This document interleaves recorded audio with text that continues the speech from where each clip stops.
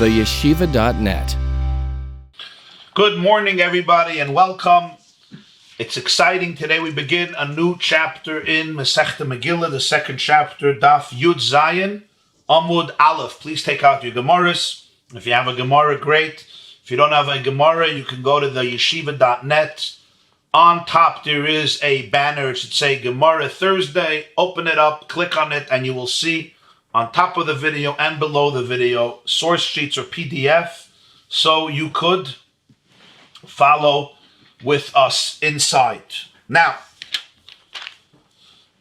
even though Masechta Megillah is dedicated to Purim Megillah, nonetheless, especially beginning with this chapter, the Mishnahs and the Gemarahs explore a lot of different subjects, far beyond reading the Megillah. So even though the focus starts off with the Megillah, but it goes off to a lot of subjects about different parts of davening, about Shma, about benching, about different tefillas, about different languages, different mitzvahs, as we will see in the continuation of the Masechta.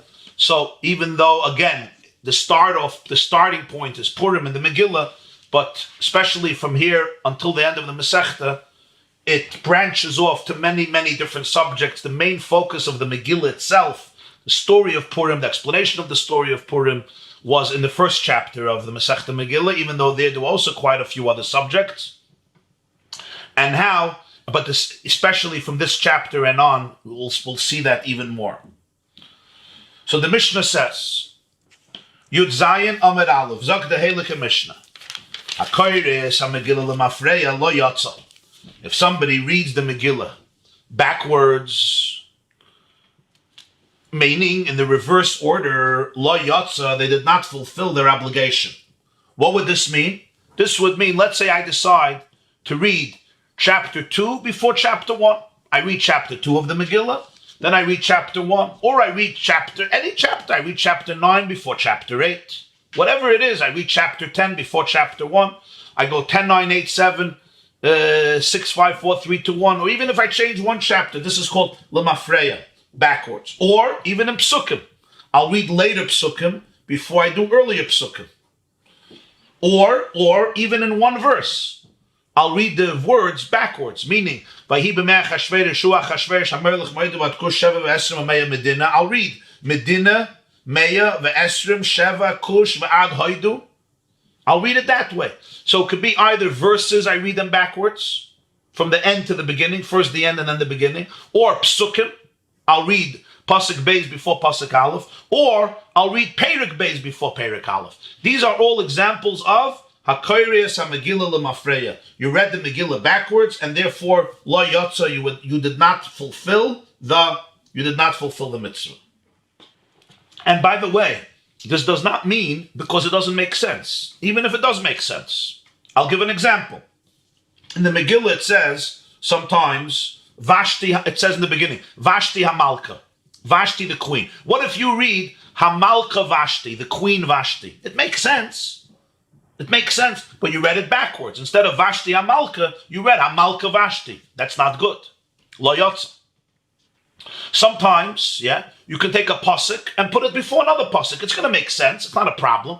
It'll be perfectly fine. You could take a group of verses that are later and read them before the earlier verses, and the story will make perfectly sense. But this is called Lemafreya. You read it backwards. Lo Yatza. There's a beautiful interpretation of the Baal Shem Tov, who once said, HaKoyres HaMegillah Lemafreya, really a beautiful interpretation. He says, what does it mean reading it backwards? Reading it backwards could mean, physically, you read it backwards, meaning I go from the end to the beginning, but I first start with the end and then I go with the beginning. But he said, really the word Lemafreya, right, when you say Lemafreya, it means back. You're going back, which means you're going backwards. Instead of going this way, you're going that way. You're going backwards, right? Perek Yud, and then Tes, and then Ches, and then Zayin, etc. He said, but it also means something deeper. HaKodesh HaMegillah Lemafreya means somebody reads the Megillah and they believe that it's Lemafreya. It's something that happened many, many years ago. It's Lemafreya. You read it Lemafreya. You read it in a way that you think it's an old story. It's an alta maisa. It happened 2,500 years ago. That's pshat. You're reading it backwards. You're looking at it from behind. You look at it, you turn around and you look at it, it's something behind you. Lemafreya, it's something behind you. It says, lo yatsa, you did not fulfill the mitzvah. Because you have to be able to read it as a fresh story, as a contemporary story, as a relevant story. That's a homiletical Hasidic interpretation of the Baal Shem Tov. Kra bal peh, kra al peh. What happens if somebody read it by heart? Kra, targum, if somebody read it in an Aramaic translation. Somebody translated the whole Megillah in Aramaic, and that's what I read. Or b'chol lashon, or any other language, which is not lashon kodesh. Somebody translated it to English. I start reading, and it was in the days of Achashverosh. He is Achashverosh, who reigns from Hoidu, from India till Ethiopia, 127 provinces. Beautiful Megillah, beautiful lo yatsa. I did not fulfill my obligation. In other words, even Aramaic is a bigger chiddush, because Aramaic is a very prominent language. But he says Aramaic not, Targum not, and any other language for sure not, also not. Aval koiden oisel loyazos, belaz. But for people who don't understand Lashon Kodesh, you can read it in another language. You can read it belaz. Laz is a language that's not Lashon Kodesh, it's called Laz. Like English would be Laz, Aramaic would be Laz, French would be Laz, Russian, Italian, Japanese, Portuguese, Spanish, French, all would be called Laz. So you say somebody who knows Laz, loyazois are somebody who knows another language, you can read it for them in Laz. Now, it seems like a contradiction here, right? Because we just said that if you read it in other languages, you don't fulfill the mitzvah. And suddenly here it says, you could read it to people who speak other languages, belaz in another language. It mamish looks like a very, very serious contradiction. So the answer the Gemarah is going to explain is, the beginning of the Mishnah is talking about somebody who doesn't understand the language. The end of the Mishnah is talking about somebody who understands the language. Meaning, if I don't understand English or French and you read the Megillah in French, I didn't fulfill the mitzvah. But if I understand English and you read it in English, then I did fulfill the mitzvah. So this is very interesting. You understand? Kara, Targum, B'chol Lashon, Lo Yatsa, if I didn't understand it. Aval Kara Noisa L'Loyazo is belaz. But somebody who speaks French, or speaks Russian, or speaks Italian, or speaks Arabic, and you read the Megillah in that language, the Gemarah is going to say you are Yotze. That's how you have to understand this Mishnah. Now there's an interesting machloikus. How far does this go? How far does this go? What if I understand English and I understand Hebrew? Am I Yotze in English or not? Do I have to do it in Hebrew, or I could do it also in English? In other words, when the Mishnah says you can read it in another language, does it mean only somebody who doesn't understand Hebrew? You have a lot of Jews who don't understand Lashon Kodesh. So the Mishnah is saying, such a Jew, he only understands English, you can read the Megillah in English. Or it means no. If I understand English, even though I understand Lashon Kodesh, I could be Yotze of that as well. That's not clear in the Mishnah, and that's really a very big machloikus of the Rishonim. Very, very interesting machloikus of the Rishonim. Some Rishonim hold that even if you understand Lashon Kodesh, you're still called a loyez. You're a loyazois, and you could fulfill the mitzvah of the Megillah. Yep. This is the Ramban, the Rashba, the Ram. But there's other opinions. Only if you don't understand Lashon Kodesh are you called a loyez, and then you can hear the Megillah or read the Megillah in another language, which you understand, so that you should be able to experience the miracle of Purim. But for that, it must be a situation where you don't understand Lashon Kodesh. If you do, then there's no need to allow this person to read in other languages because he understands Lashon Kodesh. And this is another view that's quoted in these Rishonim and the Ritva, the Maggid Mishnah. This is a fascinating machlokes. But the bottom line is, if you don't understand Hebrew, you could be Yotze. V'haloyes, somebody who knows a language that's not Lashon Kodesh, he doesn't understand Hebrew. Sheshama ashuris Yotze. What if I come? Yeah, this is very common. A Jew who's a Baal Tshuva or secular, he never learned Hebrew, and even a Jew who's not a Baal Tshuva who never learned Hebrew. He comes to Shul on Purim. He hears the whole Megillah in Ashuris. Ashuris is Lashon Kodesh. Vayihi b'mei Achashverosh, but he doesn't understand it. He fulfills the mitzvah, even though he doesn't understand Lashon Kodesh. In other words, even if I don't understand Lashon Kodesh, I'm a loyas lechatchila. I can hear the whole Megillah in Lashon Kodesh. I don't understand the word, but I fulfill the mitzvah. I don't understand, still yotze. Why? Because it's Ashuris, because it's in the original language. Of course, here we're talking about a situation where the person doesn't understand Hebrew. The person understands Hebrew, for sure they're yotze. The chiddush here is that this person doesn't understand Hebrew. So if they heard it in English, they would have understood it, and then they would be yotze. The chiddush is, even though they heard it in Hebrew and they didn't understand it, but because it was Ashuris, that's what he says, Haloyas Shema Ashuris. If he heard the Megillah in Lashon Kodesh in the original language, yotze fulfills the mitzvah, even though he did not understand. Which, by the way, some bring as a proof that the previous line in the Mishnah is also talking about somebody who doesn't understand Lashon Kodesh, because it would be nice to say that the lawyers in the previous clause is the same like the lawyers here. So in both cases he doesn't understand, which would be a proof that only if you don't understand Hebrew could be yotze in other languages. But as I told you, this is a machloikas among the Rishonim.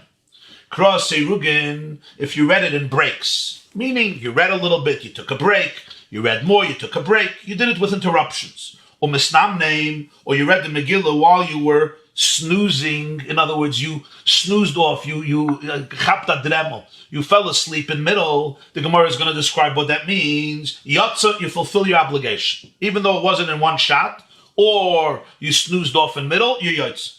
Kaisva, hoya kaisva, dersho magia. Let's say I was writing a Megillah. I'm a cipher, and I'm writing a Megillah, and I have near me another Megillah, and I'm copying. I'm writing a Megillah, and I'm copying. Or I have a Megillah and I'm teaching it. I'm expounding it to myself or to others, but I'm reading through the Megillah to understand it. Umagia, or I'm trying to edit, I'm trying to review it. I'm a cipher, I take a Megillah, and I'm looking through the Megillah in order to fix it if there's any mistakes. And it's Purim. As I'm doing this, I'm reading every word. When I'm writing a Megillah, I'm copying from this Megillah, I'm reading. Vayihi, vayihi, bimei, achashverosh. Or I'm learning the Megillah, so I'm reading it. Or I'm editing it, I'm reviewing it, I'm being magia it. And I'm looking, Vayihi b'mei Achashverosh, and it's Purim. Im kiven liba yotze, v'im lav lo yotze. If he had intention to fulfill the mitzvah, if he had intention to fulfill the mitzvah, I'm not doing it for the mitzvah. I'm trying to do my job as a soif. I'm trying to make a Megillah, write a Megillah. But if I had kavanah, I fulfill the mitzvah. So you could say I killed two birds with one stone. I wrote a Megillah, or I learned the Megillah, or I edited the Megillah, and I'm also yotze the mitzvah. But v'im lav, if he didn't have kavanah salev, if I didn't have intent, lo yotze, I wasn't yotze. Now this needs explanation. What does kiven liboy mean? What does kiven liboy mean? We have a machloikas in Gemarah in a few places. If mitzvahs tzrichas kavanah. What's the question? When I do a mitzvah, do I have to have intent that I want to fulfill Hashem's mitzvah by doing this mitzvah? Or even if I have no intent, I fulfill the mitzvah. So for example, I'm eating matzah on Pesach. Why am I eating matzah on Pesach? I'm eating matzah on Pesach because I'm hungry and there's a dinner and you invite me to your Seder, not this year unfortunately, and I'm eating matzah. Somebody's blowing shofar on Rosh Hashanah, I hear it. But I didn't have in mind that I want to do the mitzvah. I just happened to hear the shofar. I'm walking by shul, and somebody's blowing shofar. I don't know, I'm thinking about other things, but I hear the shofar. Do I fulfill the mitzvah or don't I fulfill the mitzvah? Do mitzvahs need kavanah or the mitzvahs don't need kavanah? Let's say I don't have kavanah that I want to fulfill the mitzvah, but I do it. Is it a good mitzvah or is it not a good mitzvah? And the truth is, it's an argument. It's an argument. There's an argument among the sages if mitzvahs tzrichas kavanah or not. According to many opinions, mitzvahs tzrichas kavanah. According to many opinions, mitzvahs ain't tzrichas kavanah. And according to many opinions, mitzvahs de Rabanan don't need kavanah. Now, if you say mitzvahs need kavanah, so then the Mishnah is understood very well. If I am learning the Megillah or writing the Megillah or reviewing the Megillah, I have to have in mind that I want to do the mitzvah of hearing the Megillah on Purim. And if not, I'm not yotze. Because if you hold mitzvahs strichas kavanah, even mitzvahs de Rabanan strichas kavanah, or at least Megillah, you need to have kavanah. But there's another opinion that mitzvahs don't need kavanah. So how do you have to understand the Mishnah? You have to understand the Mishnah that basically it means that I'm having kavana, if I, not kavana to do the mitzvah, but I'm having kavana to read the Megillah, which is something called kavana versus misasek. Meaning, the kavana here is not to do the mitzvah according to this opinion, but the kavana is actually to read it. Because often if I'm writing a Megillah, I'm not thinking that I want to read it. I just happen to be reading it. Vayihi, vayihi, bimei, achashverosh, achashverosh. I'm not having intent to read the words. I'm just trying to make my money as a cipher to see if there's a mistake. That's what I'm interested in. I'm reading the words almost unconsciously. It's like almost, I don't even realize I'm doing it, you know? I don't realize. And then you don't fulfill your obligation because that's like called a misasek. You have to have kavana actually to read it. That's what it means. In kivin liber, that I want to read it, even if I'm not having in mind to do the mitzvah. Or another interpretation is, when I'm reading because I'm trying to write the Megillah, I don't care about pronunciation. So here, kivei liber, I have to have intention to read it to read it in the right way. Okay, fine. There is one opinion, I should say, that even if you hold mitzvahs ein tzrichas kavana, a Megillah is different. That because Purim is about Persume Nissa, publicizing the miracle, so therefore some of the Paiskim say, the Rabbi says, that everyone holds that here you have to have kavana to do the mitzvah, because the point of the Megillah is to publicize the miracle, and if you were just reading it stam, it's not publicizing the miracle, and therefore he says that by Megillah there's an exception, and everyone holds that you need kavana to do the mitzvah, and that's why it says in kivin liber. So the bottom line is, if I am just reading the Megillah, or I'm editing it, I'm reviewing it, or I'm writing a new one, I could be fulfilling the mitzvah if I have kavana. What kavana means? Either it means kavana to actually do the mitzvah, I want to fulfill the mitzvah, or kavana means that I'm having an intention to read it, to say the words, or kavana means that I'm making sure that I'm saying the words correctly. Those are the three different ways of understanding it. Hay siksuva. Okay. Just going to look up here the English translations. Hay siksuva. If the Megillah was written, besam, besikra, bekaimais, u bekan kantoin. These are different types of dyes with which you could write, but they're not called ink. The way they're translated, I just looked up here the English translation, and let me read it to you. If the Megillah was written with, okay, I'm looking at the English translation, sam or sikra or kumos or kankantem, they say the same words. Or basically, these are different types of dyes that you could use, but they're not called dioy, they're not called ink. The Gemarah is going to discuss what these four things are: sam, sikra, kemis, kankantem, or al haniyar, or you write the Megillah on the niyar, al hadiftira, on the niyar or diftira, which is basically, the Gemarah is going to explain what these things are. Different types of materials that you write on it, but it's not parchment. Lo yotza, you did not fulfill your obligation. Until he does not read from a Megillah that is written in Ashuris, in the Hebrew language, using the Hebrew language and the Hebrew script, ala sefer, on parchment, ubidyoy, and with ink. Those are the conditions. First of all, the language has to be ksuva Ashuris.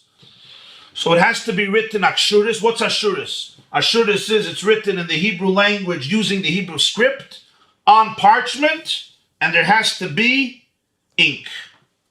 There has to be ink. But it has to be written Ashuris. Now, what does it mean it has to be written Ashuris?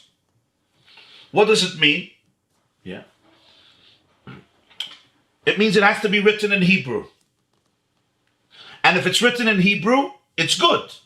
It's written in the Hebrew language and in the Hebrew script, and it's good. And anyone can be yoitz even if you don't understand Hebrew. Yeah. What about if it's written in a different language? You remember we learned that if somebody doesn't understand Hebrew, they can read the Megillah in a different language. They can hear the Megillah in a different language. So if it's written in a different language, do we care about the script or not? Do we care about the script? So the Paiskim say, a lot of the Paiskim say, then it's not a problem. If it's written in English, you could write, and it was in the days of Achashverosh. In the script ABC, ABC, and the English language. So when it says Ashuris here, it means if you're writing it in Lashon Kodesh, it has to be obviously the Hebrew script and the Hebrew language. But some say that even if the Megillah is written in a different language, it has to be in the Hebrew script. So it would be, and it was in the days of Achashverosh, right? And it was, you would have Aleph, Nun, Dalid, you understand? Aleph, Nun, in the days, Dalid, Aleph, etc. That's one very interesting opinion because it says Ashuris. So you could say Ashuris means what? If the Megillah is written in Lashon Kodesh, then it has to be written in Hebrew letters, in the Hebrew script, and in the Hebrew language. What if not? Then it doesn't. It could be written in English or Portuguese or French or Mandarin. But there's another opinion that says no, it has to be taka in Hebrew script, even if it's not in the Hebrew language. Says the Gemarah, Minan and Mili. How do we know?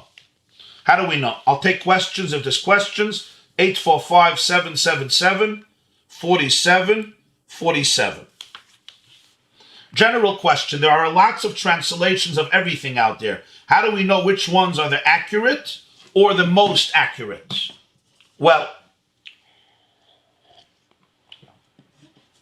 if you're talking about from a halachic perspective or you're talking about from a practical perspective. And I guess the answer is the same. We obviously have to know who translated it. If it was somebody reliable, who's a real scholar and who's moral, who's sensitive to the truth, then we trust it. Then I trust it. But again, you need scrupulous people who are in charge, and then you can trust the translation. So and then you can trust it, because if not, ein l'davar sof. When anybody opens up a Megillah, how do I know it's a kosher Megillah?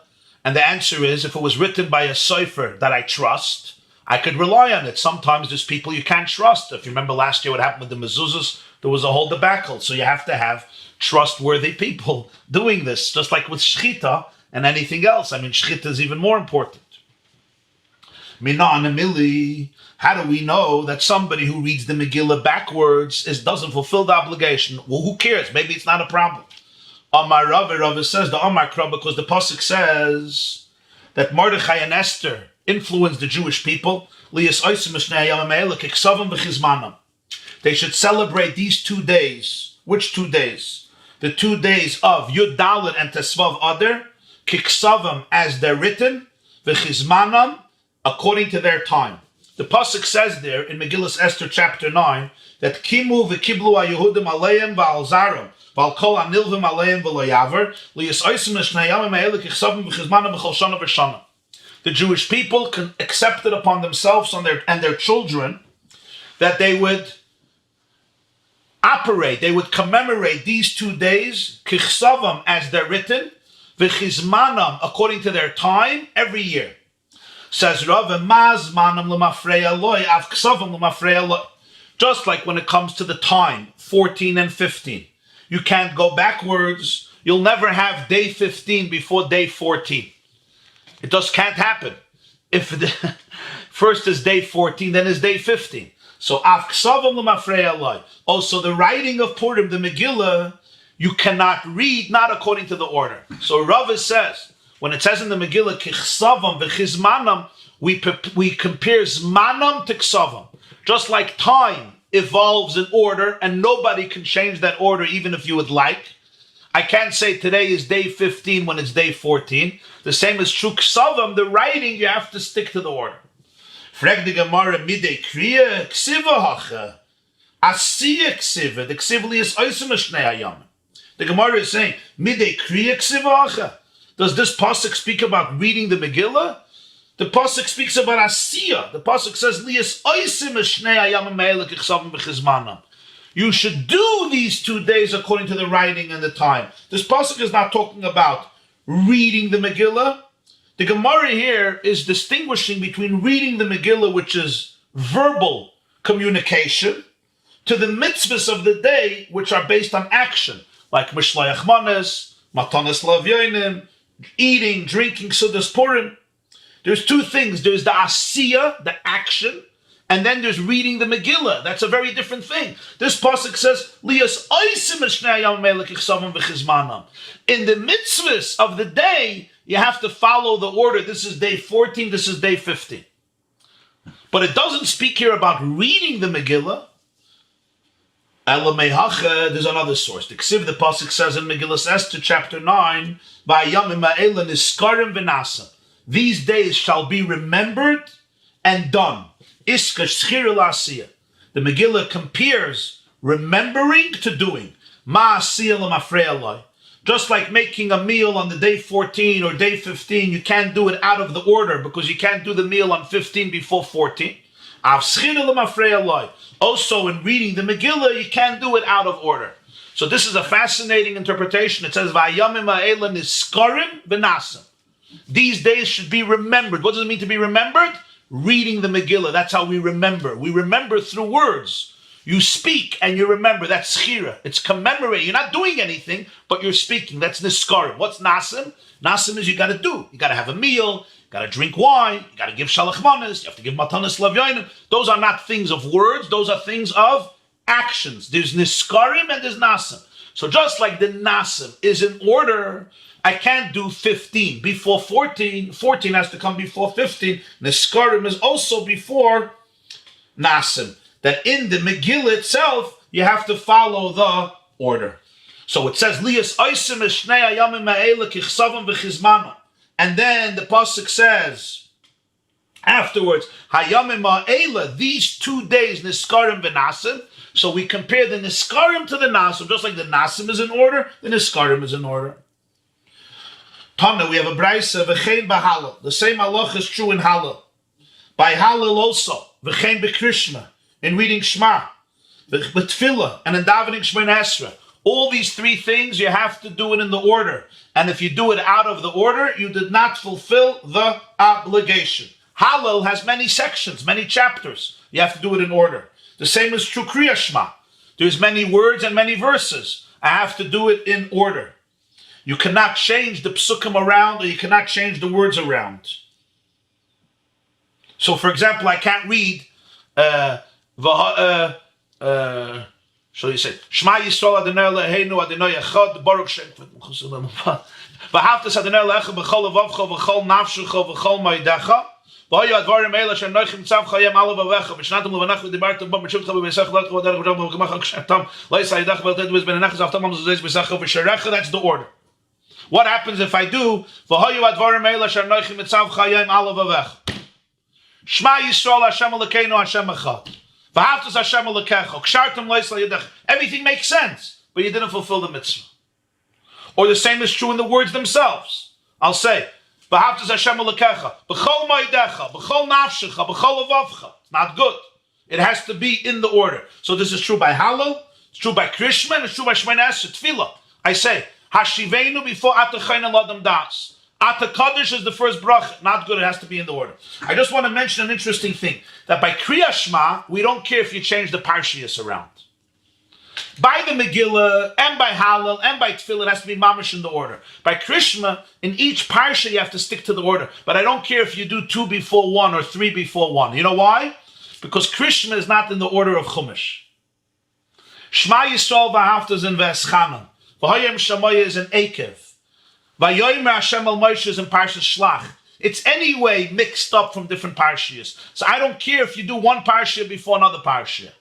The problem in Krishma is if you change the order of the words or of the verses within each parsha of Krishma. But there's 3 parshas over there. We don't mind if you do one before the other. It's true, lechatchila, you have to stick to the order. 1, 2, 3. Shema v'ahavta v'ayim shemaya v'ayomer. But if somebody did not do it, the Rambam says, you're yotza. Why? Because they're not written near each other in Torah, and it's the rabbis who made this order, and that's why it's not ma'akev. But the Yevet, if you did it, it's fine. But by Megillah, they were written in order, so you can't do chapter 9 before chapter 8, or chapter 7 before chapter 6, because in the Megillah, it was written in the order. And the same is true Hallel. Hallel is from Tehillim, chapter after chapter in the order. Tehillim Kuf Yud Gimel, Kuf Yud Dalet, Kuf Tes Vav, Kuf Tes Zayin, and so forth. Another difference between the two is, in Shema, if you do chapter 2 before chapter 1, you didn't change the theme.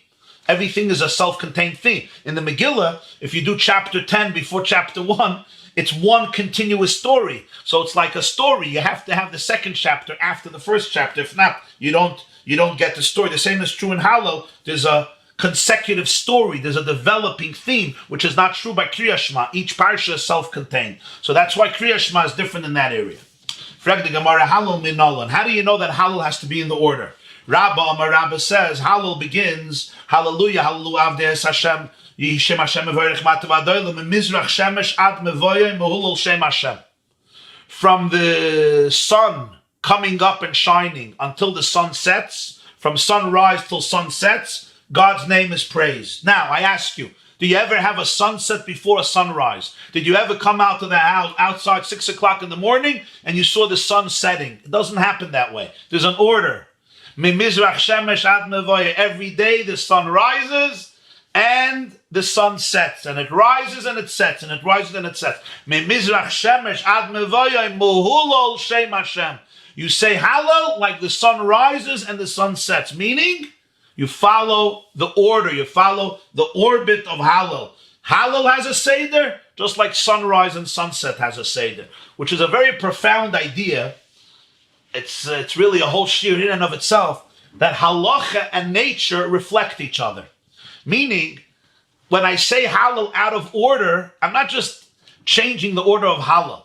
It's like I'm not synced with nature. You have to be in sync with nature. The sun rises and the sun sets. There's a system. Life has a heartbeat. It's called marching to the beat. You have to march to the beat. You can't not march to the beat. So Hallel is a reflection of God's world, which follows patterns. There's real systems. You have to be part of that reality. The Baal Shem Tov once said, Halacha is Rashi Tevis, Hariyu Lashem Kol Haaretz. Let the whole world sing to God. Because what's the connection? Because halacha really is synchronizing human behavior with nature's behavior. Rabbi Yosef said, Zeh hayoim asa Hashem Megillah v'nismech avoy. We say in Hallel, this day Hashem made, let's rejoice and celebrate. No, when you say Zeh hayoim asa Hashem, the hours of the day never change. Zeh hayoim asa Hashem, this day God made. There's morning, there's afternoon, there's dusk, and there's evening. Rashi says, Zeh hayoim, Zok Rashi, Keseder hayoim, she'enem ishtana b'sha'osav, lehepech, kach l'mafreya loy. Zeh hayoim asa Hashem Megillah v'nismech avoy means I praise God according to the order of the day. Zeh hayoim asa Hashem. Not just this day Hashem made, let's celebrate. Zeh hayoim asa Hashem, Rashi says, I celebrated according to the order of the day. What's the order of the day? You never have 3 o'clock in the afternoon before 11 o'clock in the morning. Why not? Because you can't get to 3 in the afternoon if you don't go through 11 o'clock in the morning. The same is true with Hallel. Rabbi Avia says, Yehi Shem Hashem Mevorech. It says in Hallel, let the name of God be blessed. So, what's Pshat? What's the connection to Yehi Shem Hashem Mevorech? The connection is, Rashi says, Yehi Shem Hashem Mevorech kahavayoso yehi. It should be and remain according to its pristine existence. Hilul Hashem uberchasoi kesidra. Praising Hashem's name and saying Hallel should be according to the order. Why? Because it says Yehi Shem Hashem Mevorech. Yehi Shem Hashem Mevorech. Shem Hashem Mevorech refers to the praising of God in Hallel. So the pasuk says Yehi. It should be. What prat it should be? Let it be as is. Yehi Shem Hashem Mevorech. It should remain intact. Don't shift it around. Don't cause chaos. Don't move the Shem Hashem Mevorech out of order. Yehi, it should remain in its natural identity. Somebody asks me, somebody says here, it's not true because the Jewish day begins with sunset and night. On Yom Tif, Shabbos begins with night. So Thursday doesn't begin with the day, it begins with night. So the sun set before it rose. Okay, wonderful comment, but let me explain. Take a look in Rashi. What does Rashi say?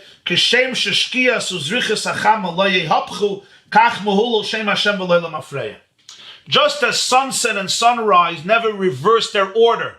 We're not getting into what's called first and what's called second. You want to call sunset first, call it first. Gesundheit. As you wish. That's not the issue. The issue is they're never going to get reversed. It's not going to get reversed. There is a system of how it happens. Sunset, sunrise, sunset, sunrise, sunset. It's not like, okay, the sun says today, I'm not setting. I'm not setting. I'm going the other way now. It doesn't happen. So kach mahulol shem Hashem. So the same is true with Hallel. That's the answer. That's the answer to your question. Very good, Ada. You can ask your questions 845-777-4747. Reb Nachman by Yitzchak Amar, Reb Nachman the son of Yitzchak says. Some say it's Reb Nachman the son of Yaakov Mehach. You learn it from here. It says Yehi Shem Hashem Mevorach in Hallel Me'ata ve'ad Olam. From now till eternity. So what's the limud from here? Just like nobody can change the order of time. Time moves. Me'ata ve'ad Olam. It moves. I can't go backwards. I can't say, oh, I want it to be Wednesday today. Good luck. Me'ata v'ad olam, there's a movement. So Yehi Shem Hashem Mevorach is in the same way. So we have four sources for Hallel. Rabbi says, Mimizrach Shemesh ad Mevoyai, sunrise to sunset. Rabbi Yosef says, Zeh hayoim asa Hashem, the order of the day, the hours of the day. 3 o'clock can't be before 2 o'clock. Rabbi Avia says, Yehi Shem Hashem Mevorach. Yehi, let it be, remain intact. And Rabbi Nachman says, or Rabbi Acha says, Me'ata v'ad Olam. From now until eternity, so there is a sequence, there is an order. Krishma. How do you know that Krishma has to be in order? Maybe it doesn't have to be in order. How do you know? Even if it has to be, how do you know that it's b'di'evet, that you don't fulfill your obligation if it's not in order? The Tanya, the Brisa says, Kriya Shma kiksava. Kriya Shma has to be read the way it's written. What do we mean the way it's written? The way it's written in Torah, in Lashon Kodesh. Shma Yisrael Adonai Eloheinu Adonai Echad. V'yahavta eis Adonai Elohecha b'chol levavcha b'chol nafshcha b'chol meidecha, etc. The Chachamim say b'chol lashon. You could fulfill the mitzvah in any language. You could say, "Hear, O Israel, the Lord is our God. The Lord is one. You should love God with all your heart, with all your soul, with all your might." And these words that I command you should be on your heart. My time at the Rebbi. Why does the Rebbi hold that you have to do it in Lashon Kodesh? Amar Kra, because the pasuk says. V'hoyu hadvarim ha'ela asher anochi mitzavcha hayom alav avecha. What's v'hoyu? B'havayasan Yehu. They should remain as is. V'hoyu hadvarim ha'ela means, and these words that I command you should be on your heart, and you should teach it to your children. V'dibarta bam v'shivtecha b'veisecha. That's the source that we have to say Kriya Shma v'dibarta bam. So it says the expression, V'hoyu advarim eila ba'aviyasa. They should be, don't change them, don't translate them. Rashi says, Ba'aviyasa yuhu b'lashon HaKodesh. It has to remain as is. It's like if I tell you, I'm giving you over this message to give over to this person, and say exactly what I said. Yeah? Don't add, don't translate, don't give your comments. V'hoyu advarim eila. V'hoyu is, Ba'aviyasan Yehu, they should remain in their haviyah, in their existence, remain intact. So Rebbi says a translation won't work. It's not v'hoyu. V'Rabanan, my taimayu. What's the reason for the Rabbanan who say that you could fulfill the mitzvah through any language? Meaning I could read Shema also in French. And of course, there's a machlokes between Rebbi. It's like I say, you say in Yiddish, you say in English. You hear what I'm saying? I want you to hear. Shema Yisrael, any language. If you don't understand Hebrew, say it in English. If you don't understand English, say it in Russian. Say it in Yiddish. Say it in Aramaic. Shema Yisrael, I need you to hear. Ich darf es du sollst hören. You should be able to hear script. And I can read words, I can hear words. There's an expression in Tanakh. Daber ki shaimeya avdecha. Speak because I'm listening. I'm listening doesn't just mean I'm going to hear your words physically. Shaimeya avdecha means I'm ready to get it. I'm ready to understand. So Shema Yisrael means I want you to understand. Hear it, really hear it. So therefore, any language that you understand. V'Rebbi nami yaksiv Shema. What does Rebbi do with this? It says Shema. Shema Yisrael, meaning they have to understand. Rebbi says, wrong. Shema teaches you that you have to let your ears hear what you utter with your mouth. In other words, Rebbe says you can't whisper. You can't go, Shema, Yisrael, Hashem. Okay, now I actually heard it. But you can't whisper so low that your ears don't hear it. Shema means you should physically hear it. Shema, Yisrael. You should pronounce the words that they are perceptible to your audio. Your audio actually hears what your mouth is saying. Because sometimes we could say something so low. You're saying it, but you don't hear it. So you don't say Shema means any language. You can't say it in any language. What about the rabbis?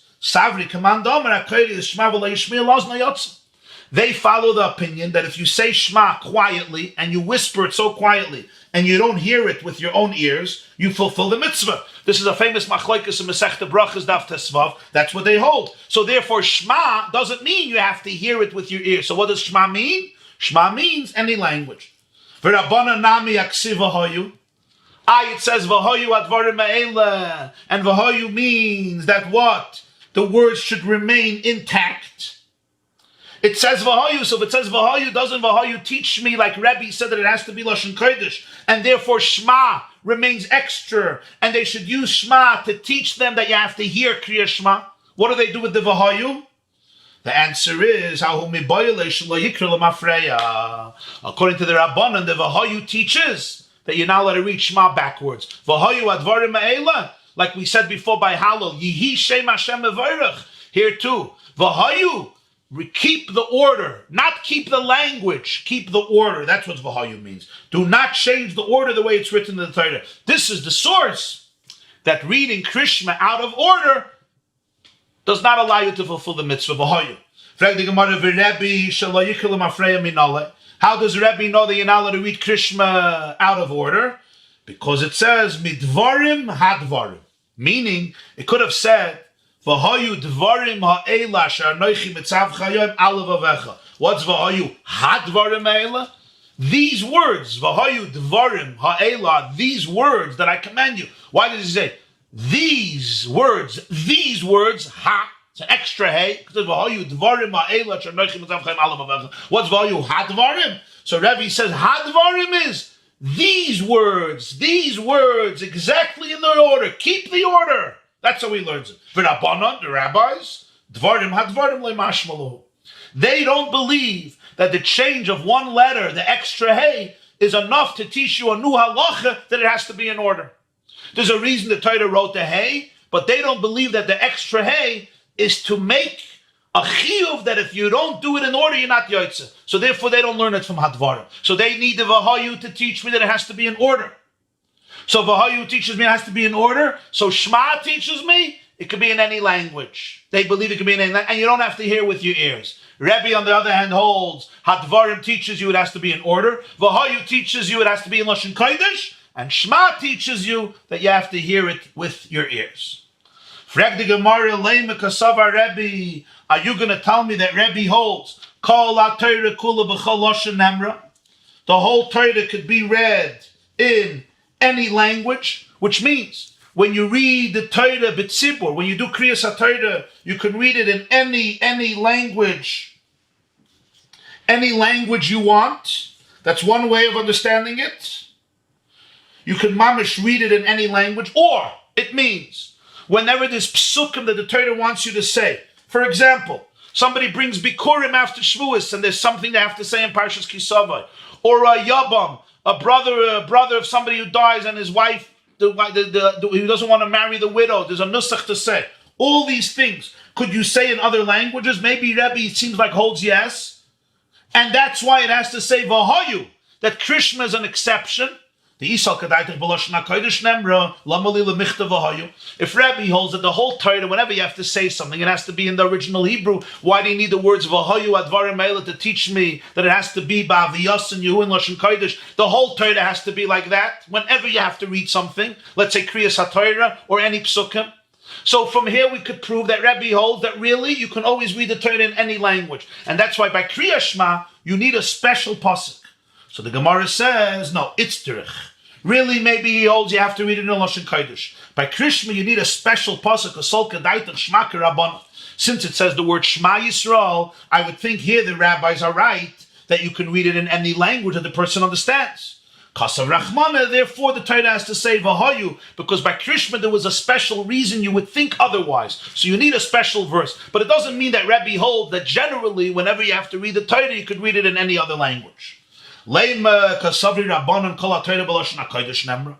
Are you going to say maybe now the opposite, that the Chachamim hold that the whole Torah you only could read in Lashon Kodesh, and that's why by Kriya Shma you need a special pasuk Shma to teach me that that you could do it in any language, because usually you can't. If the Rabanan hold that Torah can always be read in any language, what do you need Shema? I would know that you could say Shema Yisrael in any language, just like the rest of the Torah. So l'chayra, this proves that they hold that you're not allowed to say it in any other language, so they need a special pasuk by Shema. So he says, it's terich. No.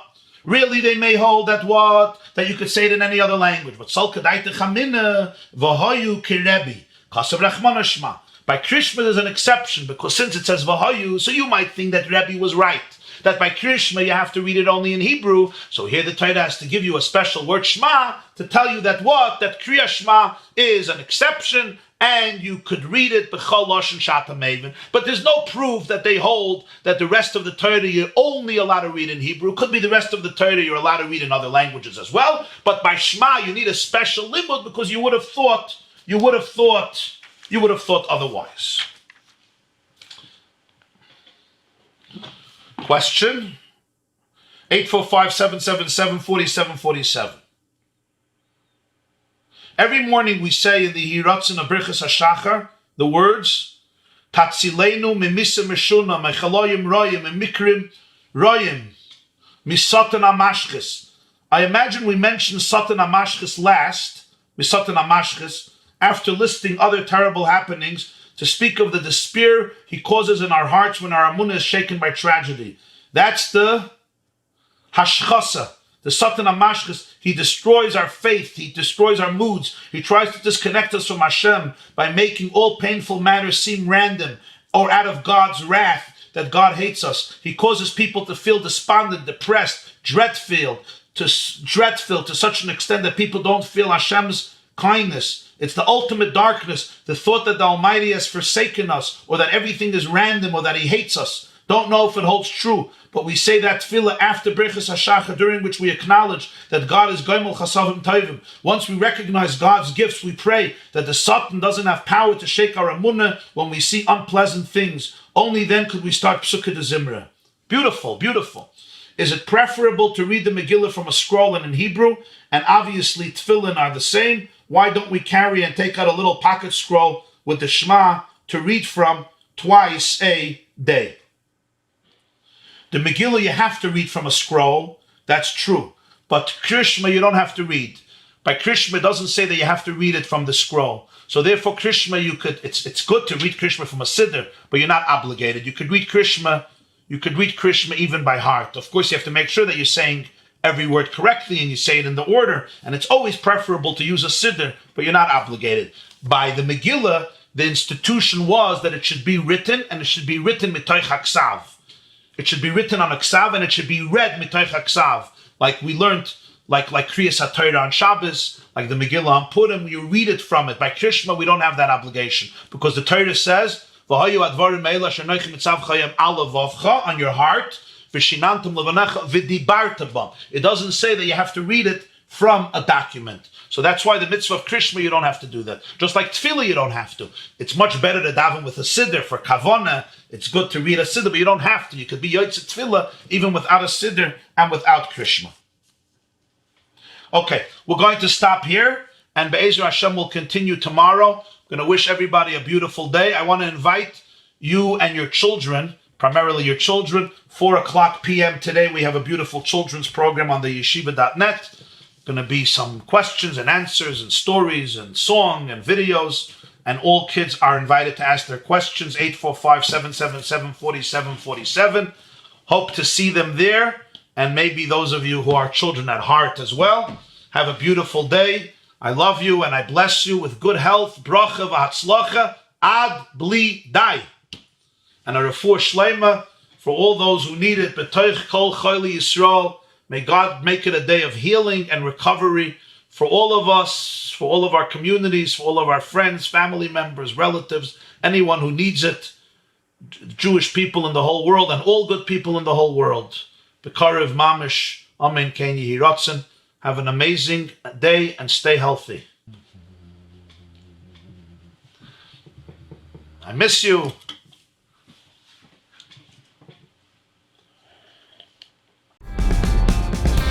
This class is brought to you by theyeshiva.net. Please help us continue the classes. Make even a small contribution at www.theyeshiva.net/donate.